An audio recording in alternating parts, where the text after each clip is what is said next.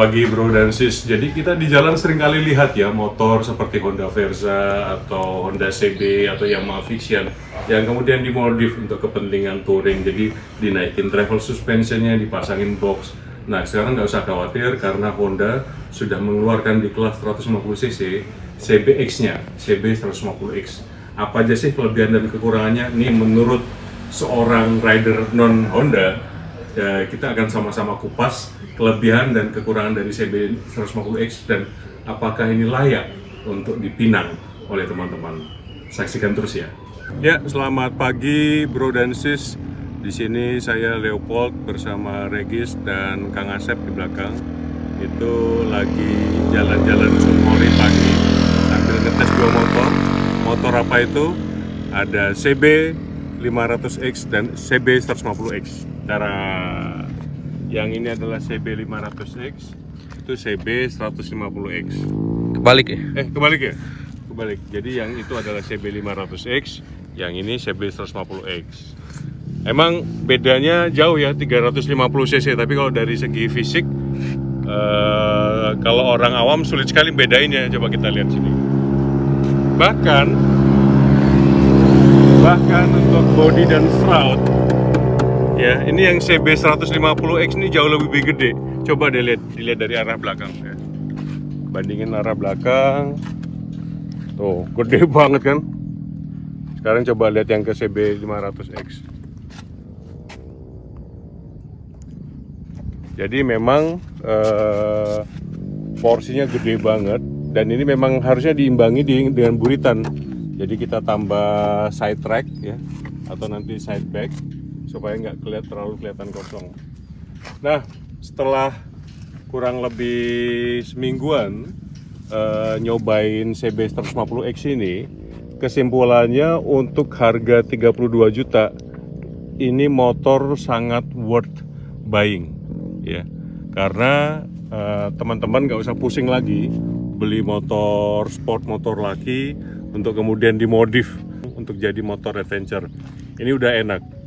Walaupun menurut saya dengan melihat spek suspensi ya, saya akan lebih mengatakan CB 150X ini lebih ke tourer daripada adventure. Kenapa? Karena memang suspensinya jauh lebih nyaman daripada kelas CB atau Verza ya. Tapi kita harus set ulang kalau memang untuk kebutuhan adventure. Pada load yang besar, jadi misalnya goncengan, kemudian ditambah barang-barang bawaan. Kemarin kita cobain ya Bung ya goncengan, itu memang lebih enak. Ya. Lebih empuk. Tapi kalau agak kosongan, itu reboundnya terlalu cepat. Ya, reboundnya terlalu cepat dan itu yang membuat kendali motor agak sulit kalau ngelewatin daerah-daerah yang sedikit menantang. Jadi harus ada sedikit modifikasi. Untuk tenaga asik banget, gigi duanya tuh panjang dan ngisi. Jadi kalau ngadapin tanjakan-tanjakan nggak usah pusing, sikat aja. Ya, tanjakan yang ekstrim pun saya yakin motor ini bisa. Tanjakan ekstrim yang bisa dilewati oleh motor-motor lain. Dan posisinya tuh nyaman banget. Jadi stangnya cukup tinggi. Tapi kalau untuk berdiri, saran saya ditambah sedikit tracer. Kurang lebih 1 inci lah atau 1/4 inci. Kabel memang kayaknya nanti harus diganti yang lebih panjang agar bisa menjangkau. Nah, tapi ini udah nyaman banget posisinya, lebarnya cukup, dan kemudian informasi yang ditayangkan di dashboard cukup informatif. Problemnya adalah satu, tidak ada engine cut off di sini, dan itu dibutuhkan kalau kita untuk adventure ataupun di daerah tanjakan. Kalau ingin mematikan motor pada saat tanjakan,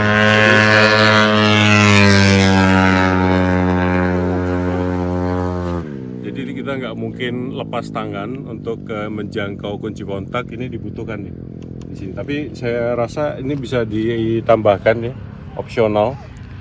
Kemudian posisi tempat duduk CB 150X ini menurut saya salah satu yang paling rendah untuk kelas adventure. Jadi buat teman-teman yang tingginya 160, 165 jangan khawatir. Motor ini masih sangat terjangkau, dari segi tinggi masih sangat manageable. Ini rendahnya seperti Royal Enfield Himalayan, ya, bahkan lebih rendah daripada Versys 250. Jadi sangat rendah, manageable, ramah bagi orang-orang yang memiliki keterbatasan tinggi tubuh. Problemnya adalah joknya memang kemudian cenderung tipis, sehingga untuk jarak jauh itu dibutuhkan penambahan lapisan jok supaya bisa lebih nyaman.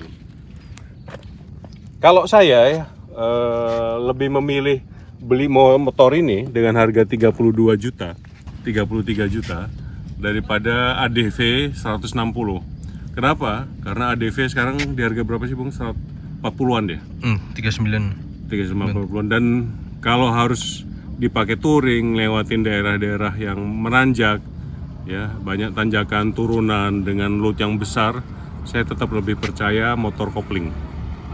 Ya, kemungkinan failure pada rem itu bisa diantisipasi dengan kopling.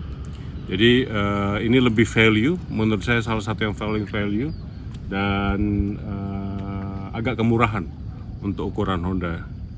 Jadi untuk ukuran motor adventure ini terlalu murah. Saya kira itu dari saya. Buat teman-teman, mumpung masih murah, mumpung masih value, silahkan dipinang Honda CB 150X. Motor laki, motor touring, enak banget, siap hajar keliling Indonesia. Ya, jadi kesimpulannya apa nih? Kesimpulannya adalah untuk motor seharga 32 juta CB 150X ini worth banget.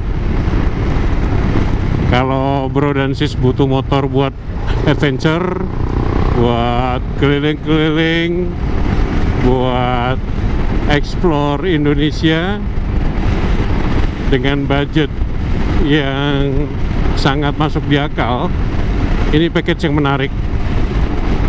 Jadi bukan hanya dari segi tampilan, tapi menurut saya pilihan range tenaganya juga cocok untuk kelas tour atau light adventure. Persoalan kenyamanan suspensi sudah lebih baik daripada motor street biasa, ya, lebih empuk, walaupun memang reboundnya masih terlalu cepat kalau mainnya agak terlalu adventure. Tapi ini udah oke banget. Dari segi daya jelajah juga, dengan kapasitas tangki 12 liter, motornya sudah bisa menjangkau kurang lebih berapa itu? Lebih dari 350 km ya, sekali jalan. Bahkan mungkin bisa 400 km sekali jalan. Jadi nggak harus pusing dengan mesti sering-sering cari pengisian bahan bakar. Dari segi kenyamanan buat jarak jauh, ini udah oke banget. Posisi stang cukup tinggi. Walaupun kalau saya akan tambahin racer nih biar lebih nyaman. Jadi naikin dan mundurin sedikit. Dan saya pikir ini terbukti ya dengan, maksudnya ini paket yang menarik, terbukti dengan makin banyaknya komunitas CB 150X.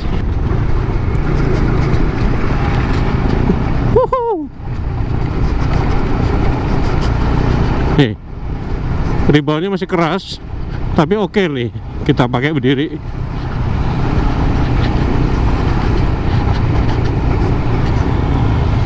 Kontrol ke tangki juga masih bagus gitu, karena posisinya cukup hugging dia ya.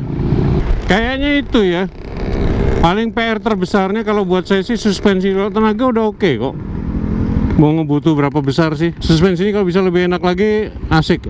Mungkin coba main di olinya dulu, terus di cartridge atau di springnya ya, sehingga itu akan lebih membantu rebound dari motor ini. Binaural itu guys, kesimpulannya ini menarik. Dan kalau teman-teman memang in the market, memang cari motor buat dipakai tour atau light adventure, kemudian punya budget sekitar 30-an, Saya nggak bisa mikirin alternatif motor lain. Ini yang paling pas di kelas harga itu. Oke, enjoy the bike. Buat yang sudah punya, buat yang belum, silakan pertimbangkan dengan matang, nggak akan rugi. Oke, thank you. Sampai ketemu lagi, bye, Bung.